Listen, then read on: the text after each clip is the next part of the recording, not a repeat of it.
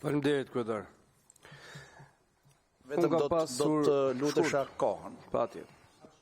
Unë kam pas nderin që të punoj tek institucioni i presidentit si këshilltar i presidentit Nishani, dhe aso kohë kolegët tuaj bën një shkresë, ankesë në lidhje me deklarat që kishe bërë këshilltari i presidentit për çështjet e korrupsionit në qeveri dhe se si ky korrupsion po pengon integrimin Bashkimin Evropian. Ndërsa sot partia juaj deklaron që fakti që një këshilltar i presidentit merret dhe me çështje zgjedhore nuk është problem. Kur një deklarat dikur ishte shumë problem për ju.